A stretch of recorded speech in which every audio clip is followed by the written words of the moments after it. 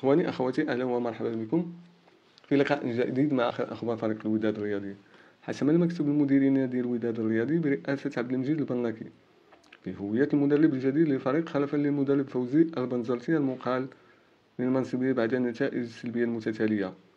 فأكد مصدر مقرب من الفريق أن البناكي توصل إلى اتفاق شبه رسمي مع المدرب عزيز بن عسكر من أجل التعاقد معه لقيادة الوداد فيما تبقى من الموسم الحالي، وقطعت المفاوضات معه أشواطا متقدمة، وأن مهمة بن عسكر ستتمثل في إعادة الثقة للاعبين وإخراج الفريق من دوامة النتائج السلبية التي يتخبط فيها، ويهيئ الأجواء للمدرب الرسمي الذي سيقود الفريق الموسم القادم.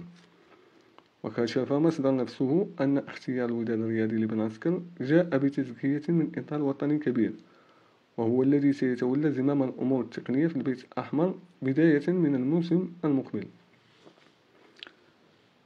وسبق لبن عسكر أن حمل قميص العديد من الأندية الفرنسية والقطرية، ودافع عن ألوان المنتخب الوطني المغربي قبل أن يلج عالم التدريب في فريق صلال القطري وكذلك المغرب الفاسي.